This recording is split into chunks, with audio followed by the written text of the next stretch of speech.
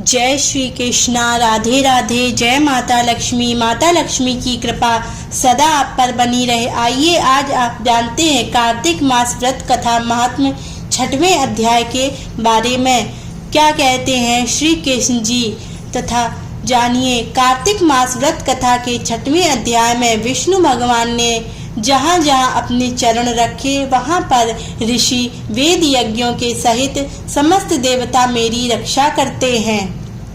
इसी प्रकार नारद जी बोले, जब 2 घड़ी रात अवशेष रहे तब तिल कुश अक्षत चंदादि लेकर शुद्ध होकर जलाशय पर जाए। नहर की अपेक्षा क्रम से 10 गुना झरना से 10 गुना नदी में और नदी से 10 गुना संगम पर स्नान करने से फल कहाँ है और तीर्थ में स्नान करने से इनका दूना फल कहाँ गया है। स्नान के पूर्व विष्णु भगवान का ध्यान करके स्नानार्थ संकल्प करें। फिर तीर्थ में उपस्थित देवताओं को क्रमशः अर्घ्य पाद अचमानियदि देवे। अर्ध मंत्रार्थ, हे कमलनाथ आपको नमस्कार है, हे जलसाई भगवान आपको नमस्कार है, हे ऋषिकेश आपको प्रणाम है। मेरे दिए हुए अर्घ को आप ग्रहण करें। बैकुंठ प्रयाग तथा बद्रिकारण्य में जहाँ कहीं विष्णु भगवान गए वहाँ विष्णु भगवान ने 3 प्रकार से अपना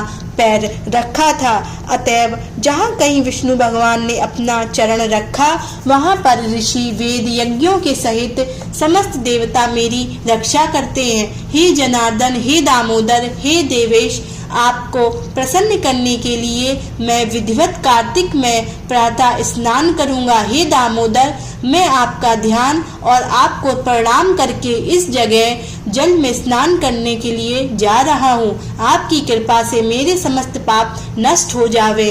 हे हरे, कार्तिक मास में व्रत तथा विधि पूर्वक स्नान करने वाला मैं अर्घ्य देता हूँ। आप राधिका के सहित ग्रहण करें। हे कृष्ण, हे प्रबल राक्षसों का नाश करने वाले भगवान, हे पाप नाशक, इस कार्तिक मास में नित्य नैमित्तिक कर्मों के द्वारा दिए हुए मेरे इस अर्घ्य को आप स्वीकार करें। कार्तिक स्नान का व्रत करने वाला भागीरथी गंगा, विष्णु शंकर तथा सूर्य का ध्यान करके जल में प्रवेश करें और नाभि पर्यंत जल में खड़ा होकर विधि पूर्वक स्नान करें।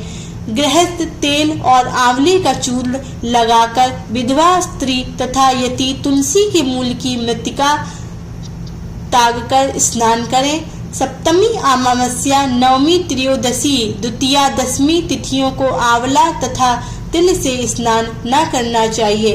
प्रत मल स्नान करके पुनः मंत्र स्नान करें। स्त्री और शूद्र वेदोक्त मंत्रों से स्नान न करें, उन्हें पौराणिक स्नान करना चाहिए। स्नानार्थ मंत्र, जिन मंत्रों भगवान ने देवताओं के कार्य के लिए 3 प्रकार का रूप धारण किया था, वह ही पाप नाशक विष्णु भगवान अपनी कृपा है मुझे पवित्र बनावे।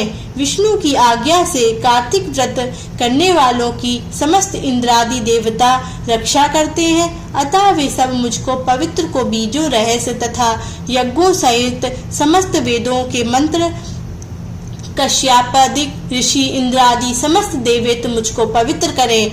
गंगा आदि सभी नदियां, संपूर्ण तीर्थ, 7 समुद्र और समस्त जलाशय हमको पवित्र करें।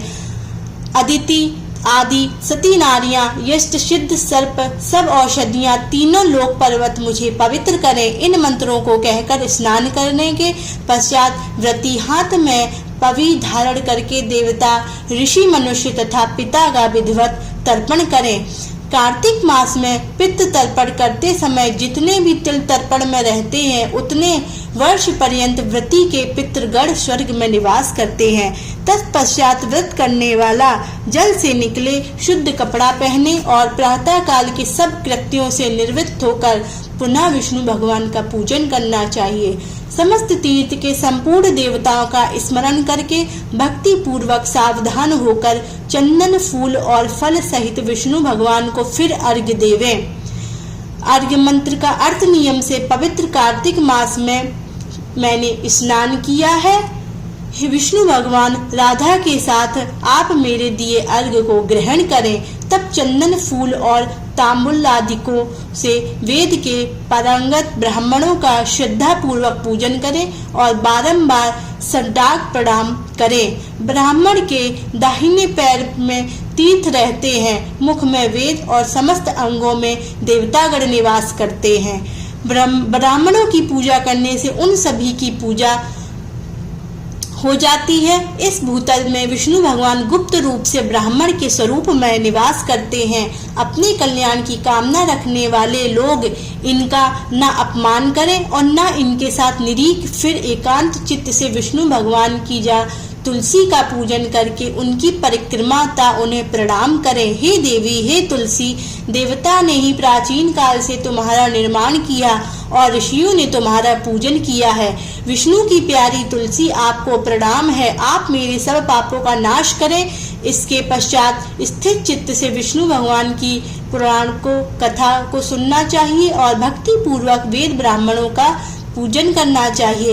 इस प्रकार भक्ति पूर्वक जो लोग पूर्वोक्त विधान से साकृत्य करता है उसे विष्णु लोक प्राप्त होता है। समस्त रोगों तथा पापों को नष्ट करने वाला, मनुष्य को श्रेष्ठ बुद्धि देने वाला, पुत्र धनारी का साधन, मुक्तिदायक कार्तिक के व्रत के अतिरिक्त कोई उत्तम व्रत इस संसार में नहीं है।